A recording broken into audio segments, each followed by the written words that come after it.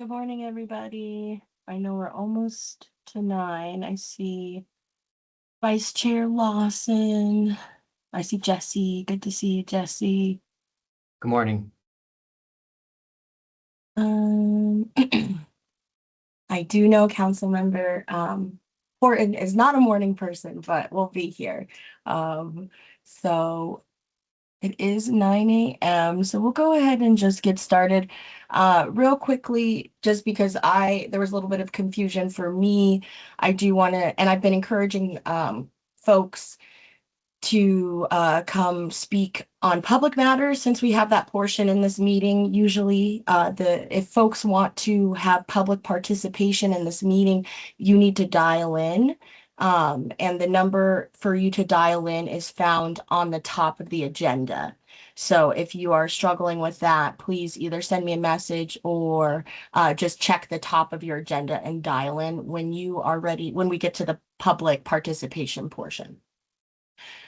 Just want to make that announcement. With that, we will call to order this meeting, and we need to approve the meeting minutes from February 17th.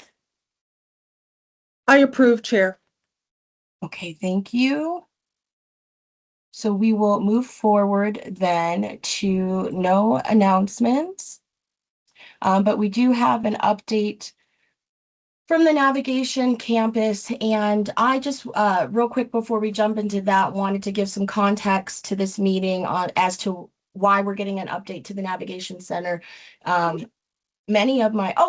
Okay. See ya. Thank you, Councilmember Horton. We've been getting a lot of public invite to be heard around people who stay at the navigation center just having negative experiences. It's a pattern of behavior at this point. And so we just want, as Horns, this is kind of our arena. And as the chair, I feel very responsible and I want to know directly what's going on and be able to follow up with people. And so seems like there's a lot of growing pains right now. So I think an update every single Horns meeting until folks stop or the incidents or the media headlines or people stop coming and telling us very concerning information about what's happening in the navigation center. Until that kind of slows down, we should definitely check in with the navigation center in advance every meeting. So I just wanted to give that context and then kind of see where the navigation center update was.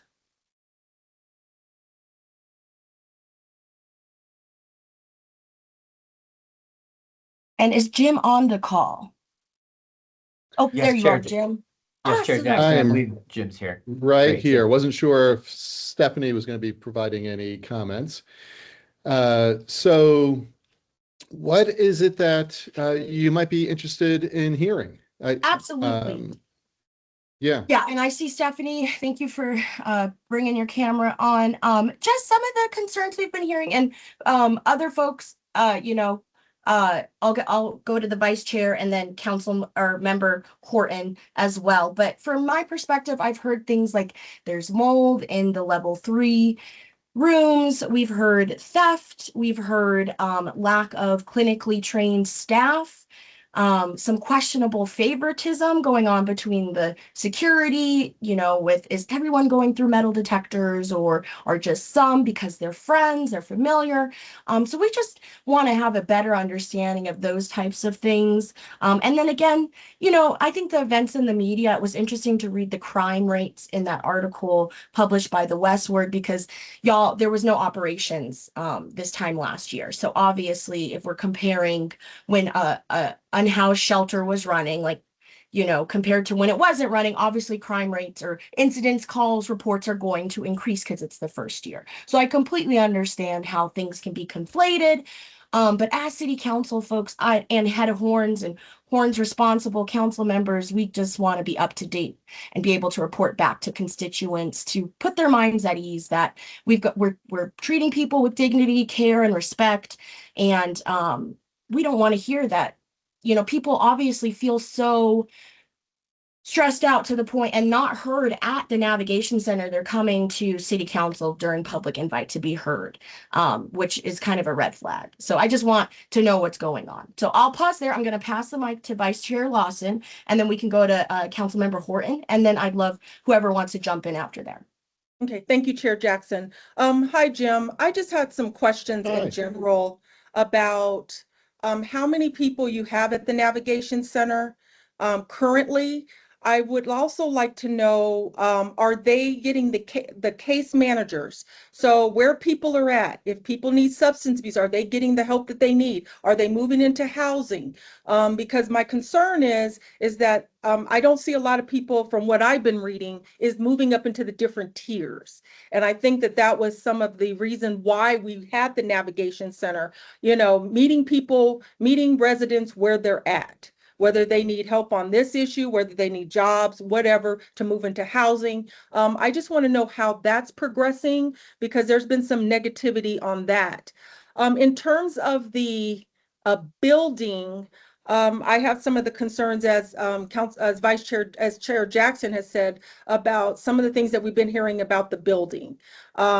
I personally want to tell you, just as a decision maker on that building, I've said this to my constituents, I feel pretty responsible. I really don't know if that this building was ready to go in prime time in November, and really feel that there should have been further evaluation. I was a decision maker at that time, take full responsibility for myself from probably not asking those questions about this building.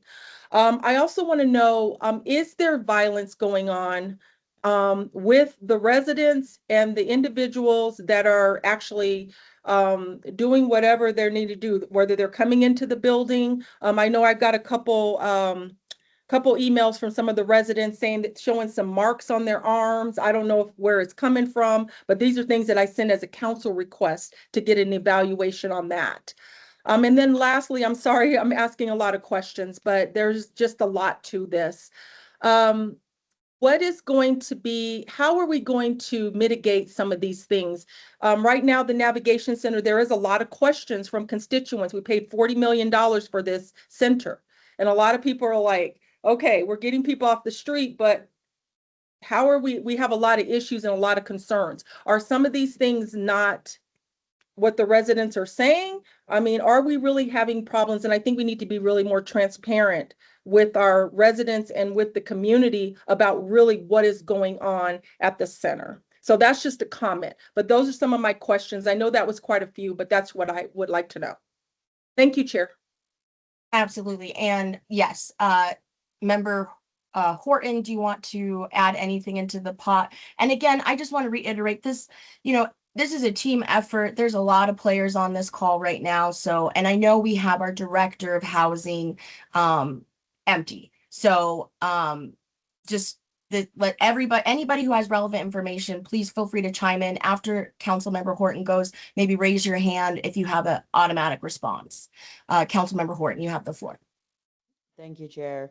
Hi, Jim. I just, my one and only question, since my colleagues have asked plenty of you in this space, is, what are you hearing from residents when you have your nightly town halls? I believe when I came to tour the Navigation Center, that was discussed, that there is real-time feedback that you all solicit. And so I'm just really curious, are folks sharing what we're hearing, and what is being done to address concerns of folks who are utilizing the Navigation Center?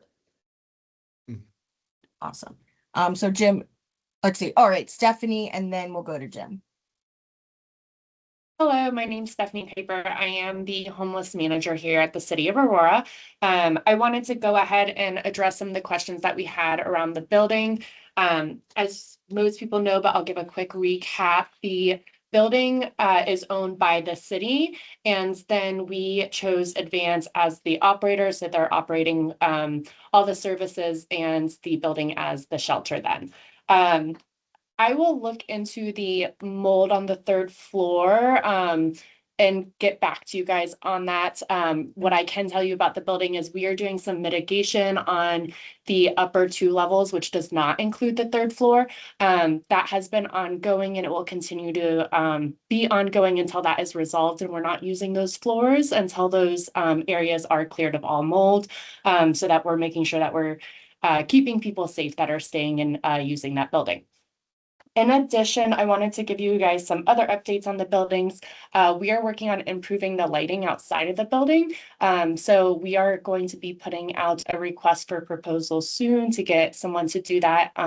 Some of the lamp poles will be replaced, and then all the lights will be replaced as well with LEDs to make it a little bit brighter outside during the night at that navigation campus. And we are also going to be putting in a temporary outdoor section so that guests will have somewhere that they can hang out and enjoy the outside weather. That is a safe place as well. And then we also have plans for a permanent long-term outdoor area. That should be started by the end of this year. And then my plan is to have the temporary up within the next 30 days. So Jim has already identified the temporary area where that outdoor will be. We're going to do some picnic tables, shade structures for people, and then we'll start ordering for that soon. The permanent outdoor area, we are currently undergoing an environmental review process, and then I am going to work with the community engagement team to get feedback from the folks that are staying at the shelter to make sure it's something that they want to use and that it's going to have the things that they're going to enjoy and like while they're there. So that is some updates on the building. I don't have an end time, I will say, for the top 2 floors that we're working on. They're working on it kind of room by room and making sure that they're doing a very diligent job on getting it fixed. So we are getting weekly updates, but we don't have an end date right now for it as they continue to work on it. Okay, and just follow up to this last part. When you say they're going through doing the rooms, is this a third party contractor, City of Aurora? And are they cleaners? What's their background? Great. So great questions. So it is a third-party contractor that we have. So we did go out and get multiple bids to see how people would mitigate and then also kind of cost as well. So they had the same mitigation plans, so we felt comfortable with that. And they are going through room by room to check for mold to make sure none of the rooms have mold. And then any rooms that do have mold, they are completely taking out the areas that have mold. So instead of just trying to clean it, they're actually taking out any of the wall or flooring or whatever it is that might have mold for each room. They're completely removing that. Once all the mold is gone, we'll do air scrubbing and then we'll retest. Okay. Vice Chair, any questions or comments? And then I'll go to member Gianina on or Horton on Stephanie's update. So Stephanie, so my question just to follow up, because those other 2 floors are not ready, is that the reason why we're not able to move people to the different tiers? So I know there have been people moved into tier 2 and then partial tier 3 is being used. So it's not that all the rooms are unusable. There are those 2 floors, and then there are some rooms as well throughout the 3rd tier where we thought they were ready to go and then found out there was some issues with the PTACs, which are kind of your AC systems, I believe. So we also have a contractor that's coming in to fix those because we also want to make sure that we have correct heating and AC for the rooms. So there are some rooms available and some rooms that are not available. Okay, Chair Jackson, just to follow up and then I will move forward. So my question to you on this, because, again, I'm going to say this, I was part of the decision making for this building. Can you just tell me if this building was old, and we kind of knew that, but I don't know if I knew all of the seriousness of the building. Do you think, I'm not going to put you on the spot here, but with all of these things that have occurred, we have this, some of the stuff is not ready. We had the plumbing issue, which I know that's separate, but the building to me just was not really ready. I mean, do you feel that we should have opened? I mean, maybe this is a question for Jim from Advance. So my answer is no, we should not have. Okay. We weren't ready. The building wasn't ready. Okay. If we were to do it over again, and kind of my reset is as of February 1st. Mm-hmm. Now, I think there still would have been plumbing issues because the building wouldn't have been used. And so the the lack of use of the piping and just in general plumbing as a broad category, I think is still being tested out. And so as it relates to tier 3, that is a concern that we have is the plumbing. And so the progress there is going to be very gradual so that we are testing the capacity without creating larger problems of having lots of people in there and then having to move them, because that's not going to be good either. So we want to each month gradually increase and test the system from different parts of the building, because there's just different systems, plumbing systems within the tower of tier 3. But Okay. that's Yes. my honest answer is, Well, I I think appreciate that. we're aggressive.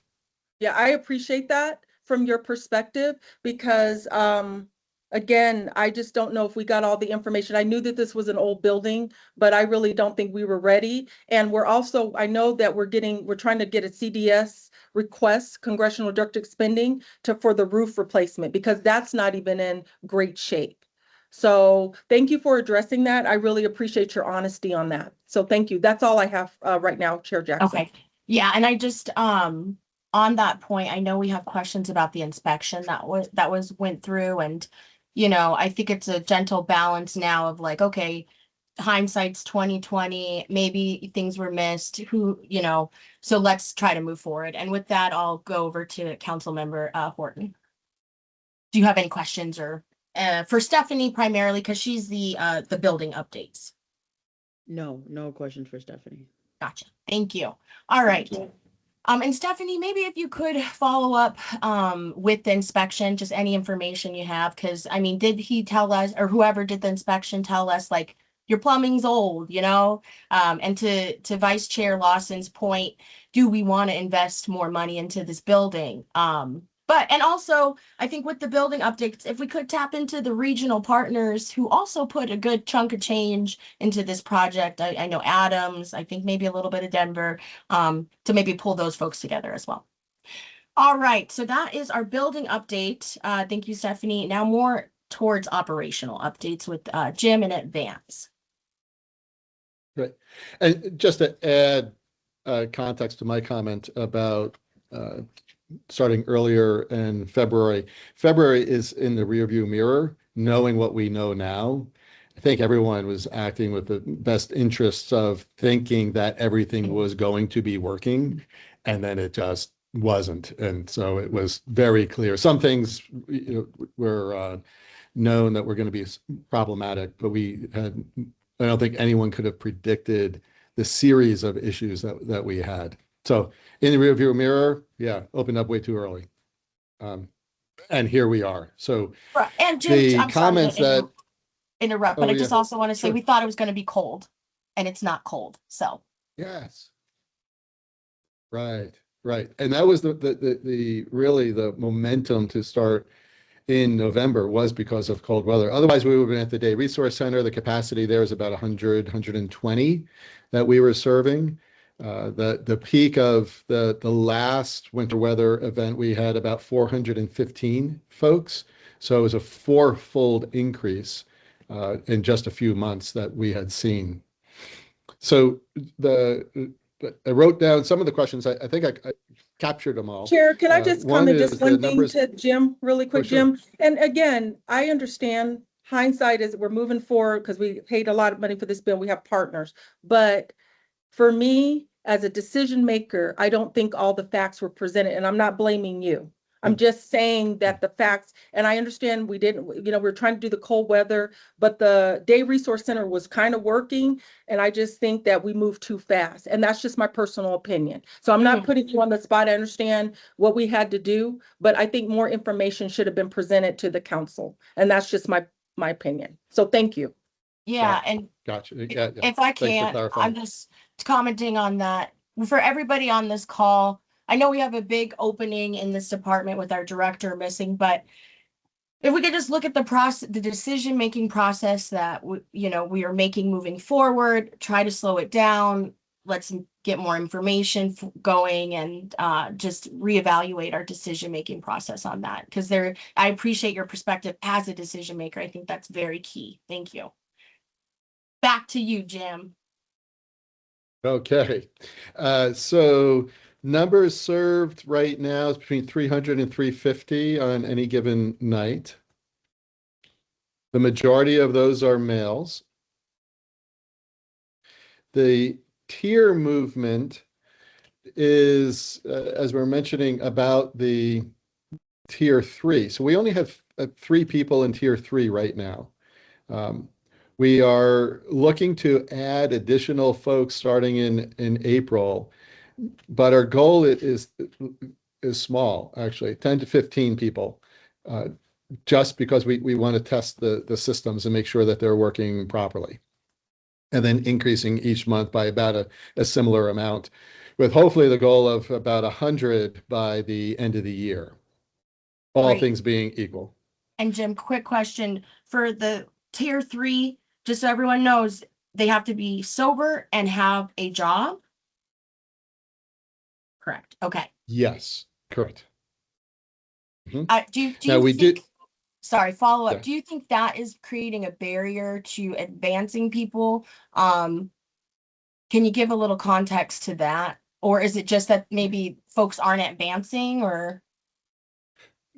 So there's 2 things that we've noticed so far. So we have about 55 folks in tier 2 right now. So there's been movement from tier 1 to tier 2 ever since January or so. Don't hold me strictly on the dates, but starting in mid-January, we were making sure that folks were getting into tier 2. It's at least 55 people or so today that are in tier 2. Some of those are working. Some of them are working, but they don't want to be sober. And so tier 3 here at the campus isn't an option, but we want to work with them about securing independent housing, Okay.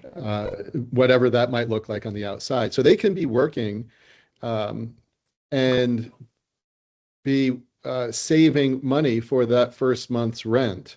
It's a case-by-case basis, but for about a month or so, we're fine with them being in tier 2, as long as they see a case manager. That's the requirement. Case manager looking for work and/or working, or involved in a skills development program.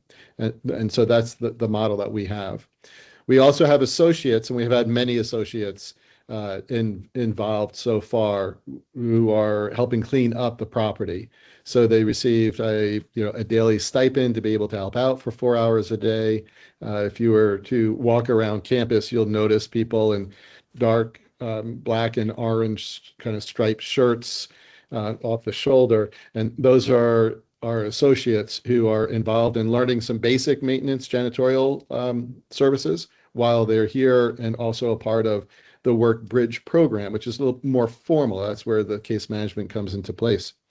There was a question about case management and how we were approaching it, and is everyone getting case management? And there's a question about what am I hearing from guests, and I hear from guests both individually and the periodic reports from town halls. Case management is one of those consistent themes that comes up. We have 4 case managers right now. We are adding 2 more case managers so that we would have a total of 6 to be able to do the one-on-one sessions. We have done rapid assessments. We are at about 300, it's just over 300 rapid assessments. So people coming in, our guests coming in, we're trying to quickly identify what is it that they need most. How can we be of service to them? And if they're because not everyone's looking for case management. Some people are just looking for a cot and some meals. And there's a low barrier. Okay, that's fine. But we don't want to try to assign a case manager to someone who doesn't want to be involved in case management. So we do this rapid assessment, try to identify what the needs are, and then connect them with a case manager. I'm going to say as quickly as possible. I would like it to be within 48 hours for sure. Sometimes it's a little bit longer, but we want to make sure that there is follow-up so that those who are interested in receiving case management are actually getting the case management that they need. So I'd say that's a continuous area of improvement. One thing that Stephanie knows from working with me and others is I'm very transparent and straightforward about where our strengths are and where our challenges might be. This is one of the things that we got to get better at. Okay, great. One of I'll- the great needs, yeah. Sorry, I just wanted to pause there, and then I saw Councilmember Horton. Did you have a follow-up to anything that Jim shared with us? Yeah, thank you, Chair. Jim, for the case managers, I know that you all were in the process of trying to hire some more. What's the current ratio, one case manager to what's their workload? Yeah, so our goal is 1 to 30. That's where we're trying to get to. But the range is right now is anywhere between 30 and 50. Wow, okay. And how many case managers in total is that then currently on staff? Currently we have 4. How many? I'm sorry, I 4. missed that. 4. Okay. Four. And they're hiring 2 more. And then with those case managers, is there a requirement for a clinical degree or background of some sort, or like previous experience with working with the unhoused? What's the job description kind of look like for those? Yeah, so you need to have a bachelor's degree in order to be able to, because we want to be able to bill for Medicaid for services provided. So you have to be degreed in order to do that. Okay. We do have a medical clinical director who is licensed. We're looking to bring on another licensed person, particularly in the addiction recovery field. Yeah, we're not a therapeutic center. So we don't have psychiatrists, for example, on site. We want to refer out and partner with organizations to provide those services. Yeah, Over time, we would like to be a behavioral health facility. We're just not there yet, being only a few months. absolutely. And I will go to Vice Chair, but I have something real quick on that. I understand you're not, providing services or whatever, but we get some comments about the workers are trading like food stamps with the clients. And I just wonder, like, are we assessing ethics with the folks we're hiring? Because I just feel like that's a no-brainer. You don't take gifts from the people that you're helping. That's usually associated with some sort of, I was taught that with a clinical degree, mental health background. So just making sure we're hiring folks that have that understanding of the special population they're working with. Yes, we are. We do try screen to the best of our ability with Okay. that food stamp situation actually didn't happen at campus. It happened at the Okay. day resource center. Okay, thank And you for that clarifying. staff person is no longer with us. Yeah, Okay, it did not happen here. It happened quite a long time ago. August, I think it was. Okay, So it was way before we ever came here. okay. All right, thank you, Jim. Vice Chair Lawson. Yeah, Jim, just a point. Are you guys working, like we have a mental health center that, in a rural area. Are you kind of reaching out to these different organizations? Because I'm just thinking we're meeting people where they're at.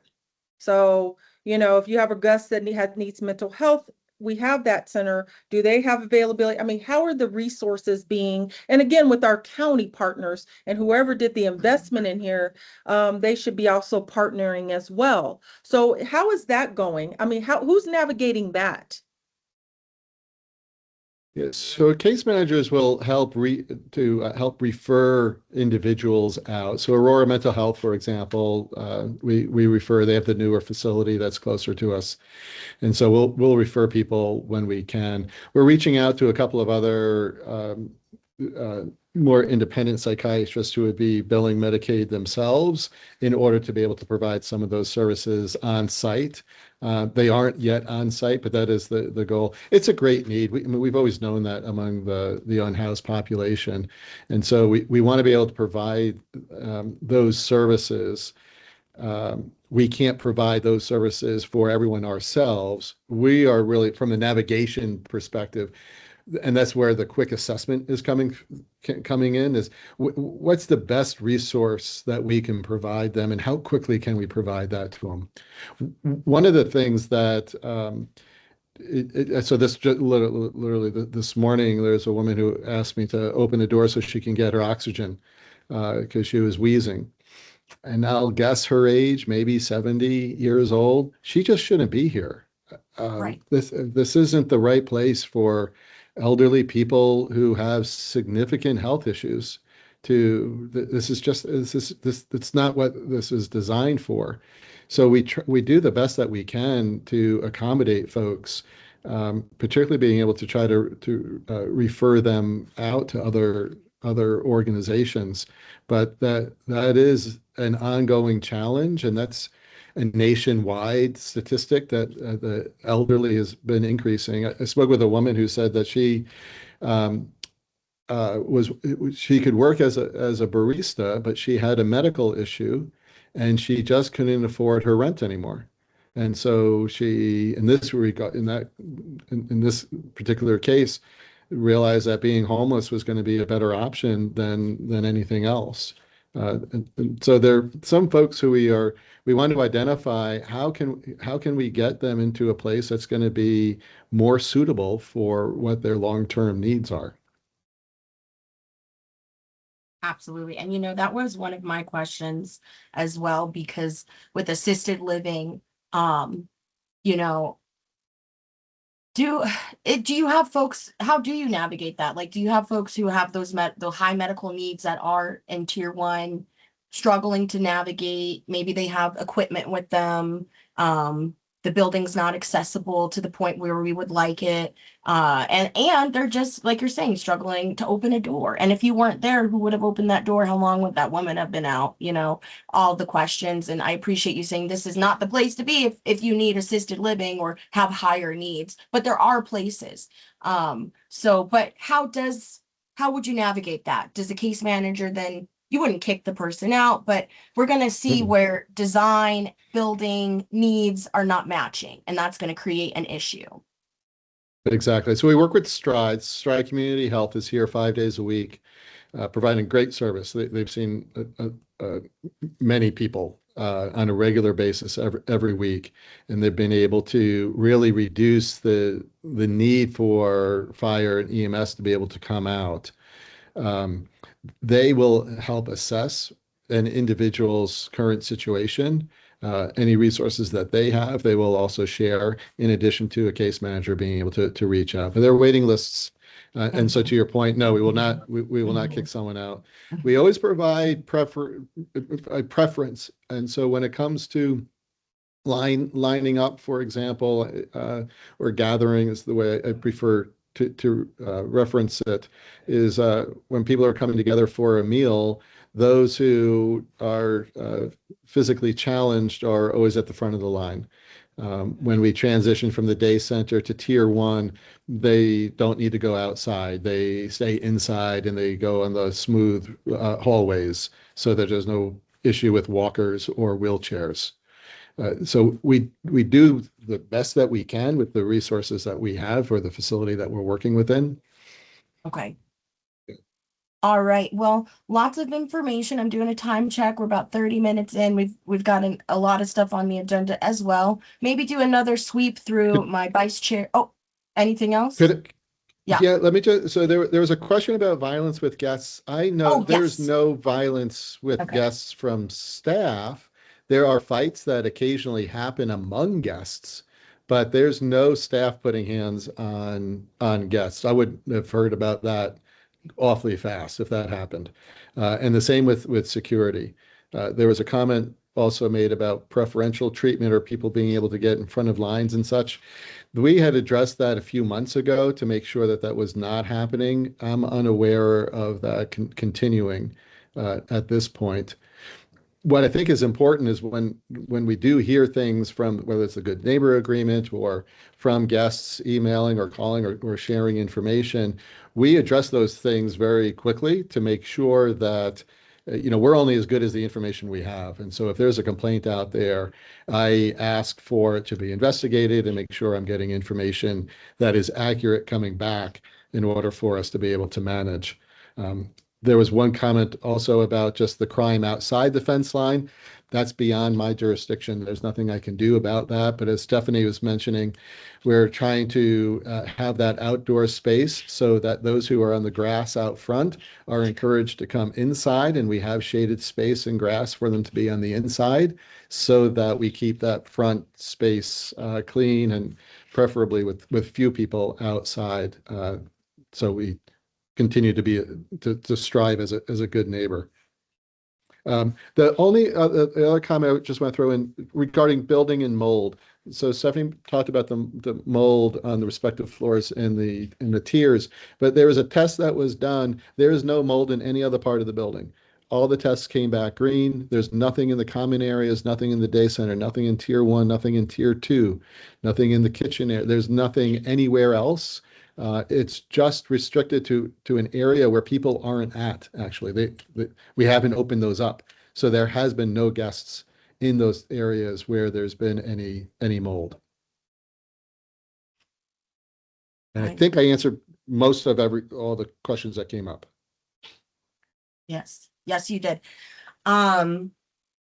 Okay, so with that, I'll do one final sweep just through the Horns committee members.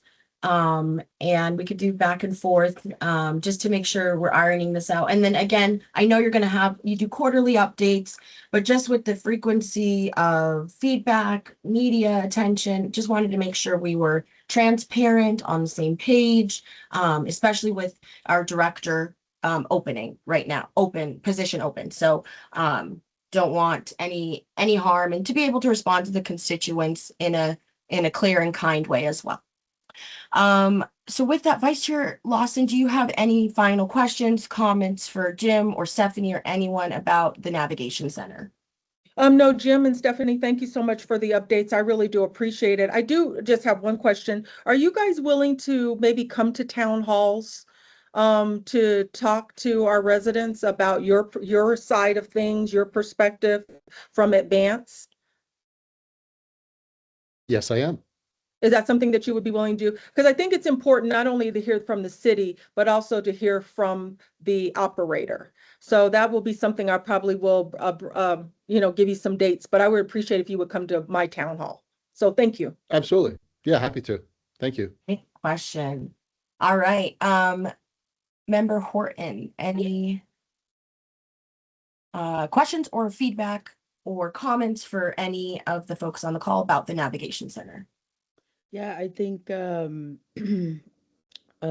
speaking directly to the potential confusion of what was going to be asked to be shared today, is Jim and Stephanie, if there's an opportunity between now and next month to take the questions that were asked, and to find the areas and themes that have come up, right?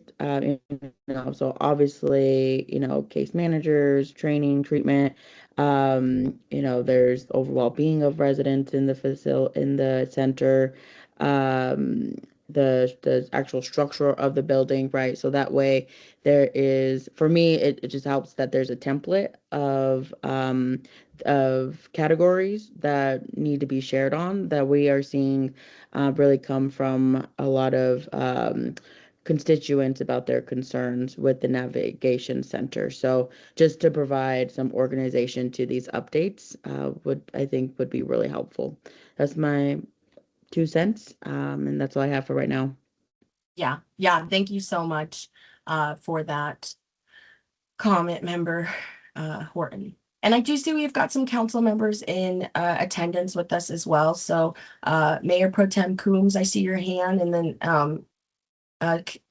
Member Hancock, I see you as well. We'll go with Mayor Pro Tem Coombs. All right, thank you so much. And I put this in the chat as well. I'm sorry if I missed the follow-up on this, but I heard that you mentioned kind of the response to incidents that happened associated with potential ethical issues, but do you all provide, as part of onboarding, training on ethics, mandatory reporting, conflicts of interest, mistreatment, those sorts of things? So it's a part, those things are a part of the ongoing training that we're going to be providing throughout the year for staff on a regular basis. And so we, as a part of the interview process, we ask questions about what their backgrounds are, familiarity with the population we're working with. Boundaries are always an issue that comes up. But we want to make sure that people are current and that they are treating people to the standards that we also have. There's an organization that we were talking to last week to be able to identify those symptoms of a female who might be sex trafficked, so that we want to be able to provide that training as an example of the trainings that we're going to be providing on an ongoing basis going forward. All Okay, right. so just, sorry, as a follow-up, so you all don't have like prior to client contact a requirement around mistreatment and mandatory reporting? It has not been a formal part of our orientation to date. Thank you. It's reviewed in smaller group conversations, but it hasn't been formalized yet in our orientation. Okay. Kind of a follow-up to that, on the point of getting clinical staff, that's, you're weighing those pros and cons, you got to pay them more, things like that, but they will definitely come with mandatory reporting knowledge and background and maybe all these trainings that are great to have and source from community members and keep folks up to date, but just that foundation, and I know we have the clinical supervisor. And another follow-up, do you have reporting on incidents, like incident reports? Are you keeping track of all of them? And, when you give your update, and I believe it's coming up for the quarter, will you include the number of incidents, whether it was like assault, resident to resident? Was it, a medical attention? Was it a mental health crisis? Do you keep good track of your incidents? We do have incident reports that staff Okay. complete after each shift. Okay. Yeah. And regarding the mandatory reporting, case managers would have that training as just a part of their case Okay. management training. I'm interpreting the question about our line staff who are regularly interacting with our guests. And that's where we want to make sure we're doing updates and reviews of what that looks like. But case managers, yes, they already have that as a part of their training. Okay, great, perfect. Yeah. Okay, great. I see that distinction. I know that member Horton asked a question at the beginning about your check-ins with residents. Oh, I'm so sorry. I'm totally steamrolling. Let's pause that one, and I'm going to jump to Council Member Hancock, and then we'll come back to that, and hopefully we can close out. But it is an important topic, so if it takes up, half our meeting, that is okay. Council Member Hancock, you have the floor. Well, thank you, Chair Jackson. I just wanted to get a point of clarification, Jim, if you will. So all of the services that are provided out at the navigation campus, they are client driven. So you don't force anybody to do anything. They come in, they're directing how the services they're provided with are provided. So if someone comes in and they decide, I just want a hot and a cot, leave me alone, I'm cool with that, then you're fine. If they decide they want to move forward with any other services, you direct them in that way, but they are not compelled in any way to accept services as part of your program dynamic. That's correct. Okay, thank you. Beautiful. Okay. That's good context to have. Okay, back to incorporating residents' feedback. It sounds like you do some sort of circle every night.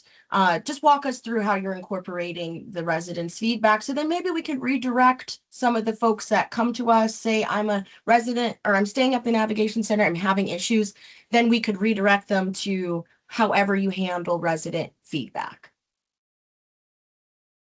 Yes. So in the beginning, So going back January, February-ish, we were having regular town halls, particularly when we were having the issues with the building issues with the plumbing and the sewers.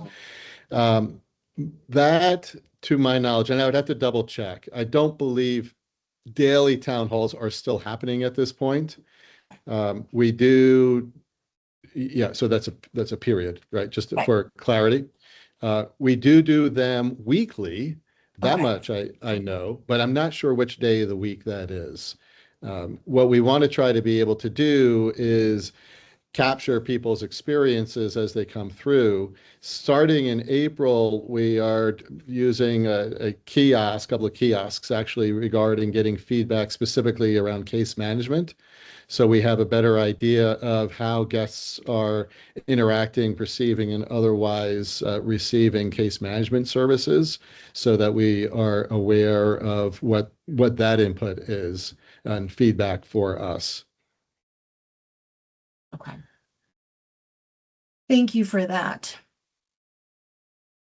All right, so we will put a pin in this discussion on the navigation center, lots of information. Moving forward, I do see a structure of how it organically unfolded today of an operational, a building update from Stephanie and then an operational update from Jim. And then we can go back and forth, ask our own questions as the committee members. And so moving forward, we can expect to just start with those two separate updates and go from there.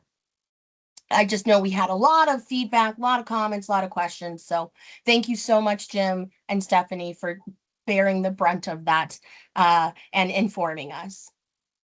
Okay, with that, let's move on to 4B, Homelessness Division Grantees Data.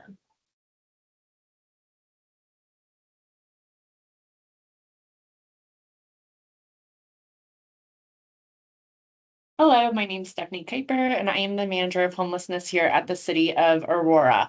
What I am going to quickly do is an overview of the monies that we spent in 2025, giving to our grantees, and then things like the amount of participants that they served or guests that they served, as well as going through some of their housing rates. Next slide. So as a reminder, the organizations that we funded in 2025 were Aurora Housing Authority, Aurora Mental Health, Mile High Behavioral Health Care, Bridge House Ready to Work, Family Tree, and Gateway Domestic Violence. This came from a mixture of marijuana tax revenue, HUD home TIBRA money, public safety, emergency solution grants, money as well. And then the uses were anywhere from staffing monies. So like Aurora Mental Health Care used staffing money to be able to send a clinician out on our ACOT nights to be able to support during that time. Other shelters used it for things like rapid rehousing to pay rent, to do case management, housing navigation. So there are the different uses and then the agencies and the awarded amounts. Next slide.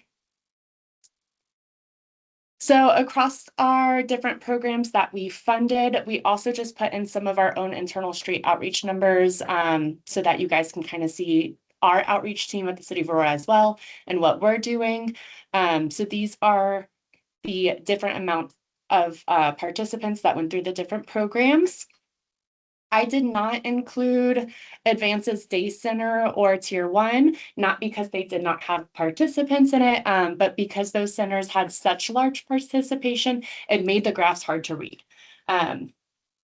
So that you guys know, the Advanced Day Shelter served 2,480 individuals, and then the Advanced Tier 1 served 1,991 individuals. So those were just not on there because it made the graph hard to read with how large those were. Different programs have different sizes, so they can be hard to measure funding by clients served. Advance has a much larger capacity than maybe Aurora Housing Authority or Ready to Work. So in 2026, what we're going to be looking at is capacity and percentages of how many beds are filled to then be able to help kind of better look at that data. Next slide. So this is the rapid rehousing and homelessness prevention's number served. The light blue is all the adults that were served in each program. And then the dark purple is the kiddos that were served in each program.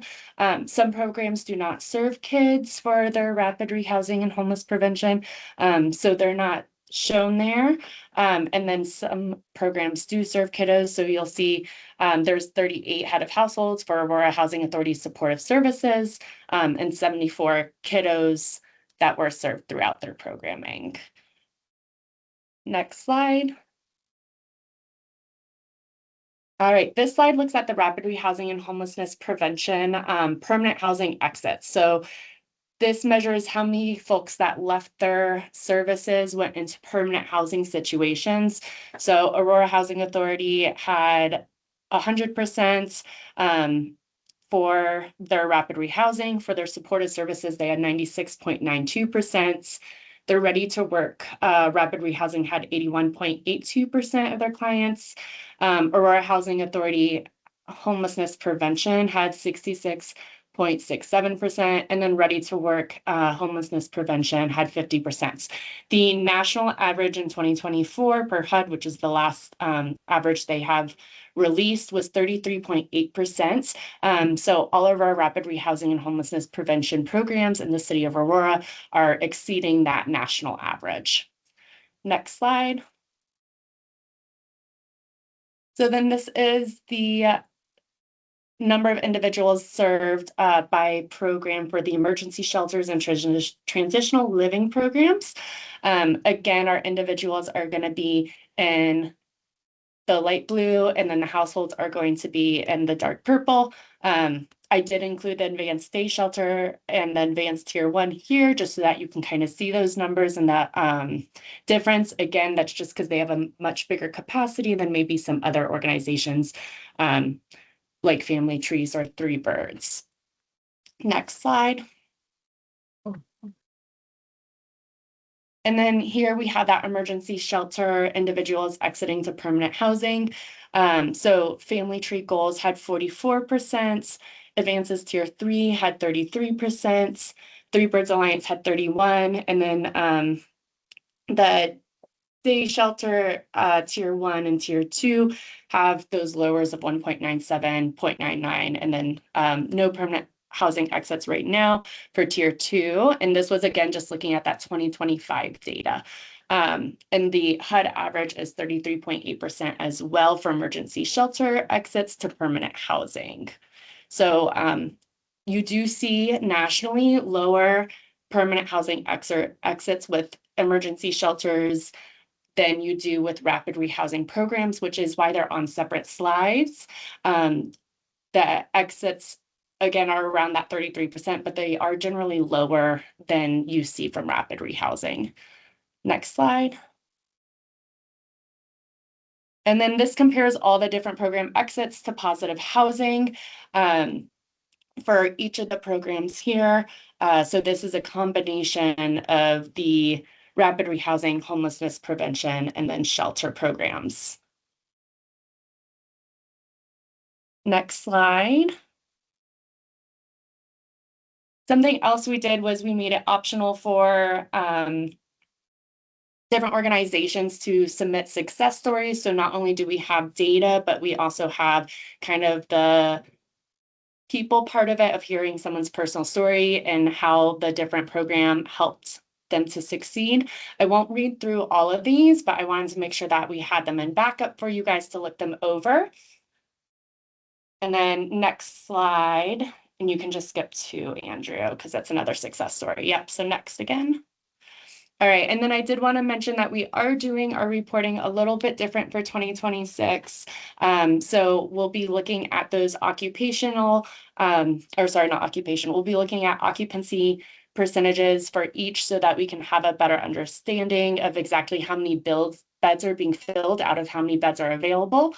We are also asking grantees to report out on those housing permanent exits so that we can see the percentage of people that are being exited as well. And then we are making the success stories, we're encouraging people to submit those as well so that we have both data as well as hearing from clients that are doing well in the programs and that the programs are helping them. Right. Any questions? Yeah, thank you for your update, Stephanie. I'll go to Vice Chair Lawson for questions or comments. Yeah, just a question, Stephanie. So I think it's fantastic that individuals, families are able to get into permanent housing. The thing is to keep them in permanent housing. Do you follow? I mean, how long do you track individuals? Because they can get into permanent housing, but then there could be something that could cause them to go right back to where they're at. How long do you track the individuals who are able to sustain the permanent housing? Is it a couple years? Do you still try to see if they need help with additional issues? So I'm kind of wondering about, that's great that they get in permanent housing and we always see that number, but are we really keeping individuals or families in the permanent housing, and how are we tracking that information? Yes, great question. Recidivism is something that, I think is a concern. People do fall back into homelessness. And I think the city itself is not tracking recidivism. It's really hard to track with that many people. Some of the organizations may be tracking it themselves. And I am going to defer to our data analyst, Nikki, if she knows of any organizations that do track recidivism rates. Hi, Nikki Rising, data analyst in our homelessness division. So yes, our rapid rehousing programs do track this. We call it a housing retention rate. They track it at both 6 months and a year. Our main provider, Aurora Housing Authority, really does most of this tracking. We do see that most people in our rapid rehousing programs are retaining their permanent housing after exit. Know the percentage of that? Like since, do you know, can you give me an approximate percentage of people who are actually doing or actually retaining? Is it 50%? Is it 40? Or is it higher than that? Sure. We did not ask for that data last year, but it is something we are asking for this year. I will say that nationally, normally those retention rates for rapid rehousing and permanent supported housing are anywhere between 70 and 90%. Okay. I think it would be important, especially with all the programs that Aurora has had. I know since I've been on the council, to really see, maybe add that to the data point. I mean, it would be interesting to see, because I think that's part of the success. And I think sometimes just having that, maybe that particular number or approximation is kind of important. So that's just some feedback. Thank you. All right, Member Horton, any questions or comments for this report? Yeah, so going back to Navigation Center, you talked about the service of 2,000 individuals. How many of those are unique individuals and not repetitive folks coming through the doors? That 2,000 number was unique individuals. It was unique? Okay. Oh, okay. Thank you. That's my only question. I had a question regarding the data with the Navigation Center. Does the Navigation Center provide emergency shelter at the tier 2 level? Is that a scenario that would ever happen? So the tier 2 shelter is considered emergency shelter, but it wouldn't be considered that low barrier emergency shelter, since it does come with the strings attached of having to engage in case management. So while in the system it is labeled and HUD considers it emergency shelter, it's not low barrier like tier 1. Gotcha. So if somebody refuses case management, then they wouldn't be eligible. And how fast does that happen? Can somebody get placed in tier 2 like within the same day? So that would be something that I would need to defer to Jim as the operator. My understanding is that they do confirm, and he's still here, he can help with that, that they do confirm at least that they are engaged in case management before making that move. Okay. Right, exactly. So you can come in from tier 1 and very quickly go into tier 2. We'll call it within 24 hours. We do want to verify what they say is to be true. If they want to see case management, they may have a job. we know that they are actively looking for a job. We want to be able to fast track them into tier 2. Okay, that's all my questions. Thank you so much for this update and report. This really does help to Vice Chair Lawson's point, some of the newbies like myself, to see all the different providers and that the Aurora Housing Authority is, the biggest one. And so we've got options. It's about assessing needs. And as always, we're under-resourced in these services and programs usually. So thank you so much for the hard work and getting that data together for us. Okay, the next thing up, I lost my agenda, is our next item, 4C, City of Aurora Community Engagement Framework. Yes. Hi, Chair Jackson. Hello, all. My name is Jesse Byrne. I'm the Division Manager for Community Engagement. I'm going to keep this presentation relatively brief, just as I know some of my colleagues also have topics that they need to present on, and we're limited in time. This is for informational purposes only. My thinking was that with the arrival of Chair Jackson and Councilmember Horton, who have been engaged a lot in the community, as well as Vice Chair Lawson and other council members, just to share out what the framework is that we use as employees within the city of Aurora when it comes to engaging with the community. My understanding is that some of the challenges we've had with the public in the past is there could be significant inconsistency across different departments with respect to how they engage the public in decision making on different projects or initiatives that impact the public. And so we did adopt this framework over a year ago through a business process memo, and I'll walk all of you through it, as I mentioned briefly, and happy to answer any questions at the end. Let's go to our first slide, Andrew.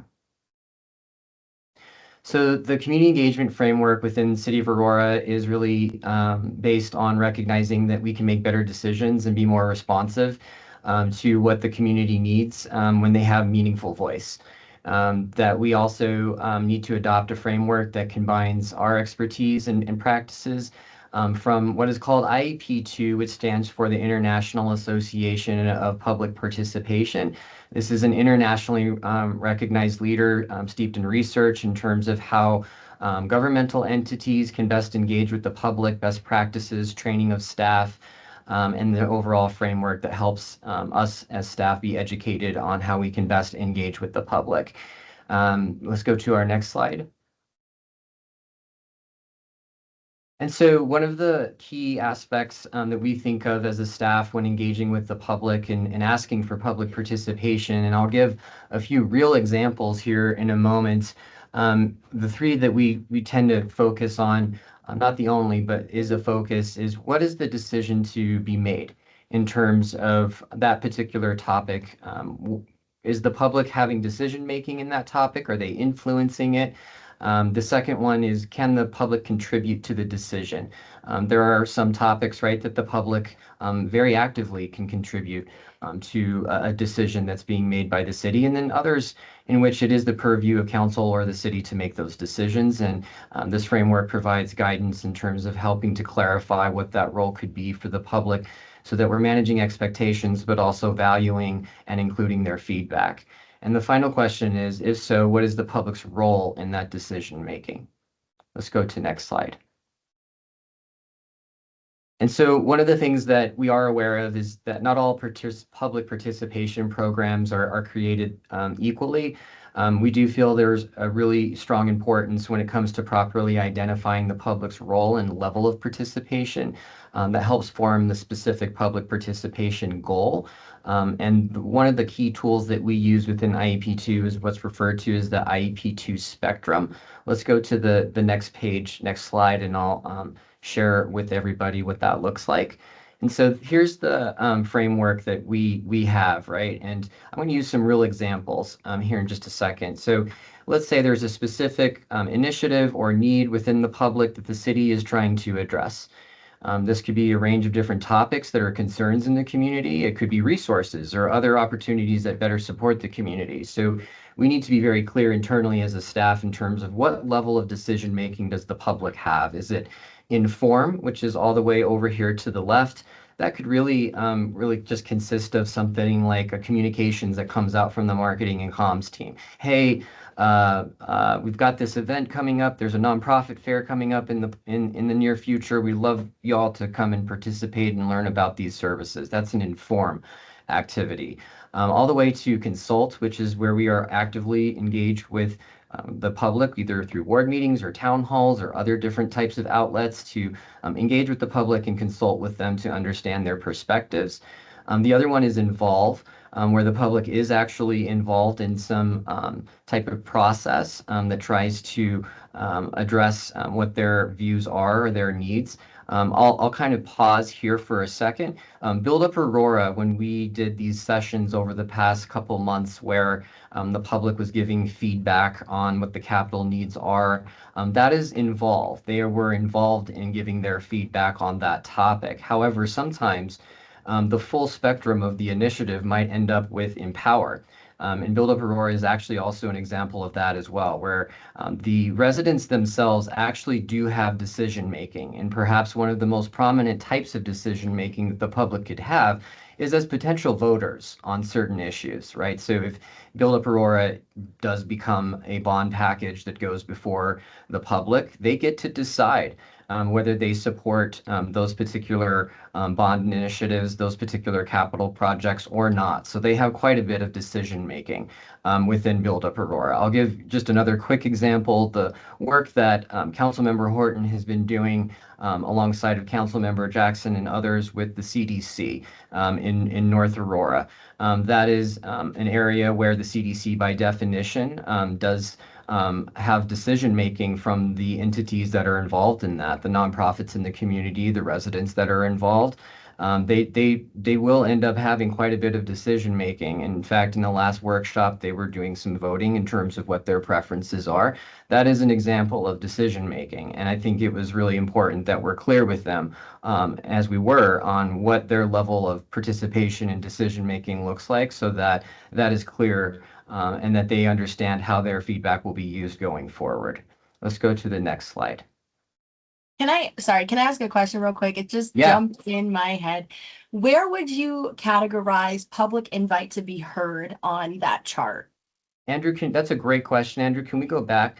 Public invite to be heard. Now, I'm going to use your words very literally, Chair Jackson, that they are just being invited to be heard.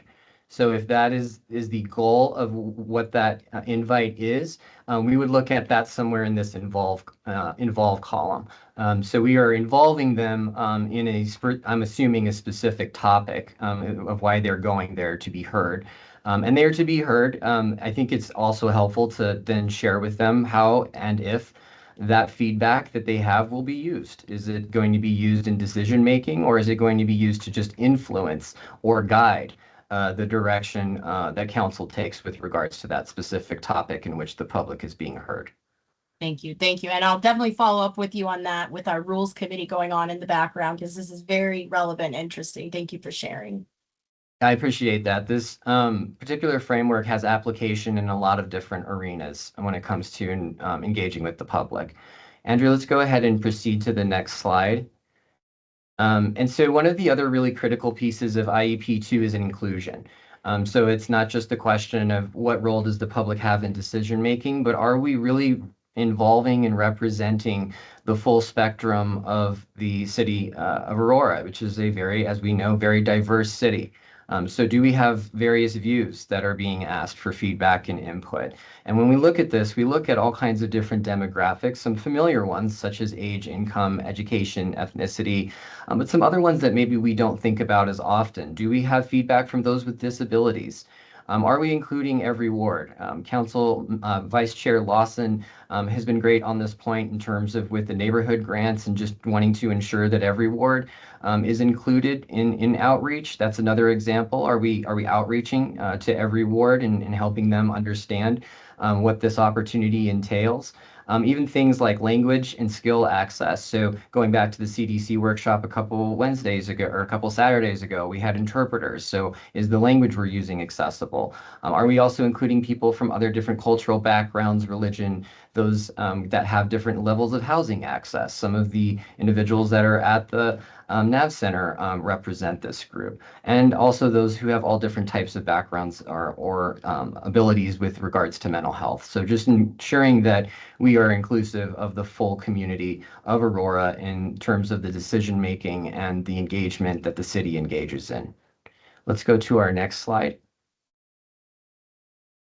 And so the question might be, well, then how is this actually used and implemented by the city? And so this does provide some outline.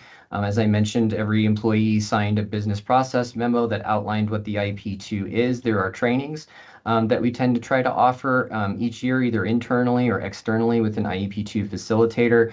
Ultimately, department directors are responsible for ensuring that any staff within their department who are have a responsibility in engaging externally with the public are aware of this framework and using it effectively. This also creates consistency across the department so that the public doesn't experience one very different type of engagement with one department and a completely opposite type of engagement with another department, which can tend to breed inconsistency and even mistrust. And so this helps to hopefully ensure that we are being consistent across the board with regards to the type of practices and expectations that the public can expect as we engage with them on a range of different topics and projects. Let's go to our next slide, please. Here's some of the implementation that we look at in terms of training, developing strategies for increasing community engagement through different events and in the community, and also just, of course, cultivating strong personal and professional connections in the community. Those relationships are critical in terms of building those relationships with residents, with different organizational leaders, and that is something that's called out within IEP2. And then also just that we're selecting the appropriate methods based on the nature of the project and what the role is of the public within that project. Next slide. Just a little bit more of the implementation continued. We are going to continue offering trainings, also just looking at policies that help reinforce and support staff in using this framework. And also just trying to get consistently better each year. We had a training in November with community engagement professionals from across different departments. It was a great conversation. They looked at different scenarios of different types of engagement and discussed those. We're also thinking about potentially providing some technical assistance internally where departments can bring projects that they're looking at for public participation and run those through this cohort that we have and better understand how they can engage with the public based on the IEP2 framework. Next slide. And that concludes the presentation on IEP2 engagement. Happy to answer any questions. Thank you. Thank you so much, Jesse. I'll pass the mic to Vice Chair Lawson. Yeah, Jesse, thank you so much. This is really good. I guess the question I have is, I know that you have age in there. However, I think sometimes, like for me, I know that I deal with a population in my ward specifically that's for older adults. I think sometimes, and I brought this up through the city throughout my years on council, that sometimes the focus hasn't been on older adults as well as other groups, but I'm looking at older adults and specifically their voice. A lot of them can't get to the meetings. A lot of them, how do we kind of, for those age groups that don't, or whoever who have those type of barriers, I see it, you have age in there, but I'm just saying if it could be more specific sometimes for certain populations. So that's just a thought. Yes, thank you, Vice Chair Lawson, and I agree with you. I've been to your ward meetings. I've seen the demographics of your constituents. They are highly engaged. And I agree. I think we need to do better as a city. I can say we can do better within my team, myself included, in terms of being aware of how do we engage older residents. I would also say that sometimes one of the things that we tend to miss is how we get the information out. I noticed a lot of them like being in person. They might prefer to receive communication in a water bill versus a social media blast. And so I think that's also something we're always working on and partnering with our comms team that is also aware of that in terms of using different types of communication that reaches different demographics so that they're not being excluded. And then when it comes to actual engagement in the community, we do need to think about where those different pockets of population are and meeting them where they're at. Build Up Aurora, for example, was held at Mission Viejo Library, same location as you know, where you do your ward meetings. And I think, saw a lot of your constituents that showed up to that. They were very active in their participation, which I appreciated. So yes, to your point, we need to continue thinking about that demographic. Yeah, because a lot of them are not on social media. And they really appreciate the town halls and the information that they're able to attend. A lot of them are not going to come to a city council meeting. They're not going to go out in the night. So I just think as we grow as a city, we do have an aging population. So I think it's just important. I mean, there's other groups as well, but I'm just talking about our aging population should be in consideration on everything we do in the city, from transportation to housing to this to engagement, etc. So thank you for letting me give my insight on that. I appreciate that, and I agree. I would also point out immigrant and refugee populations are another community that my team and I need to continue thinking about how do we better engage. And so this isn't an exhaustive list. There's a number of different demographics that I think we just need to continue, as you're pointing out, to really think about how we're engaging them, when, and ensuring that their voice is heard. Beautiful. Thank you. Member Horton, any feedback, comments, questions for Jesse? No questions. I just want to really thank Jesse and his team. I've worked with him, Scott and Julissa, on it's only at the end of March, and we have seen a lot of each other. And I really appreciate the work that you all do, and how you show up and provide support, and navigate the at times tough community conversations. And so thank you so much, Jesse. And I'm looking forward to our continuous work together. Thank you. I appreciate that, Councilmember Horton. Okay. Yeah, and I echo a lot of the sentiments. And I'd love to follow up to have a more in-depth conversation about this community engagement model. It's very interesting, and I appreciate the consistency. We've got to deliver consistency to our community to build that trust. So appreciate your team. Thank you. All right, so we do have less than 15 minutes, but I will go to our next agenda item and we'll see how far we get. I'm not too sure what happens when we hit that limit, if we just move the items to the next meeting. I do need a couple minutes at the end of the meeting to talk about our next meeting. I have a question and a request. Jesse, I see your hand. Yes, just switching hats here. Chair Jackson, that was a question I had. If we're not able to get to some of these items, we do have a lighter agenda in April. So if you wish, we would probably be able to move those items we weren't able to get to that meeting. I defer to you. Okay, yeah, let's take how do Vice Chair and Member Horton feel about moving items 4D and 4E to April's meeting, and then just checking to see if we have any public participation, and then figuring out our next meeting. I would be agreeable to that. They're both very important topics and probably have a lot of questions on those. So I think to be able to have that time to absorb and to really ask the questions and spend a little time on these two, I would like to recommend that as well. Okay. Thank you, Chair. Yes, and Member Horton. Do we have anyone dialed in to speak to those today? Is my first question. Yes. Is anyone monitoring the dial-in line? I do see a couple of numbers, phone numbers. Yes, I am monitoring it. So are there are there folks waiting to speak to any of the upcoming issues that we may move to April?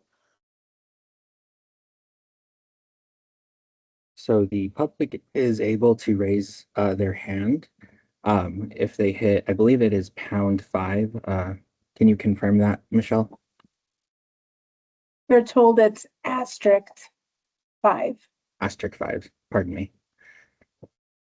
Okay, great. If you are on the call line and would like to participate or were planning to participate, can you hit *5 and that will raise your hand?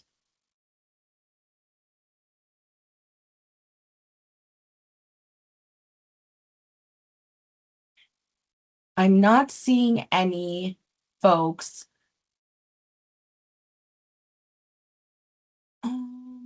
On this topic, if we could look into, I'll follow up. I had already kind of talked to folks about public invite, but just, I don't know if this is the most accessible format for people to dial in and then raise their hand when we do have like this platform of a Teams meeting going on. So if we could try to brainstorm a different way for folks to have public participation, that would be great.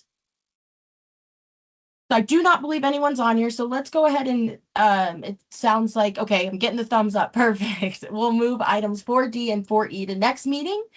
And with that, I got a great suggestion from a couple of my colleagues and just other folks with the Navigation Center. Can we hold our next meeting in April during at the Navigation Center in person?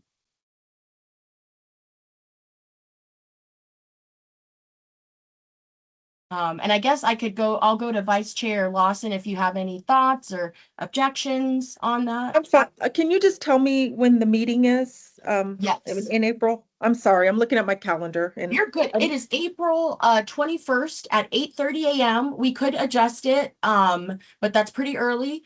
8:30 a.m., April 21st. It's a Tuesday.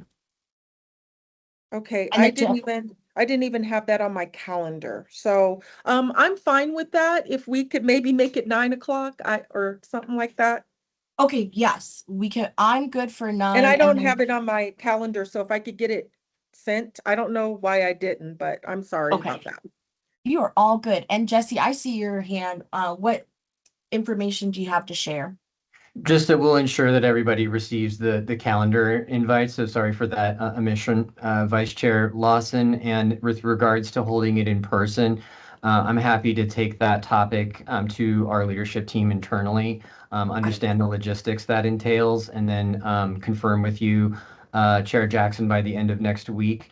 Okay. And in terms of the timing, we would, whatever the timing is that you all collectively prefer, and if it's switching it to 9 a.m., that's fine with us. We would just like to try to find a consistent cadence each month, because then it helps us with our internal process and submitting things by the certain deadlines, ensuring that all of you are briefed and you have the information ahead of time.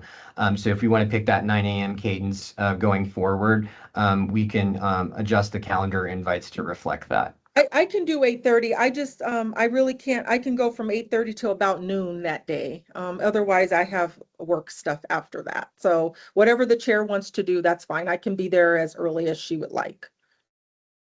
Yeah, Not as early as she would like, I know. 6 o'clock in the morning. So I know. I agree. I would like 8:30 works. I know Member Horton is not a morning person and respect it, but just for the purpose of scheduling, I too have, work stuff immediately after in the afternoon. So 8:30 is what we agreed to, so we could stick to that. Just want to make sure it'd be a special meeting in person, and then we can see the navigation center with our own eyes. I imagine we need a space to convene. And so our scheduling might depend on the space as well. So just keep us in the loop, Jesse. If you want me to follow up or any next steps you need from me, let me know. Thank you. We'll ensure that that you have an update by the end of next week. Okay, great. So moving forward, we'll plan on virtual for sure, April 21st, 8:30 to 10. And if not, if anything changes, we'll hear by end of next week at the latest. All right, friends. Well, with that, we will, let me just do one more sweep. Is there any comments? You can raise your hand, questions from anybody on this call. Again, if you're dialed in, it's *5 to raise your hand.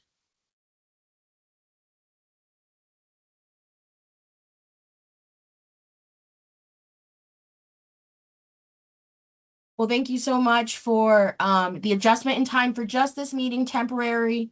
Some of us were out of town for the last meeting, so thank you for adjusting it. I will adjourn this meeting and we will hold the date of April 21st at 8:30. If anything changes, an email will be sent. Thank you. Thank you, Have a good day, everyone. everyone.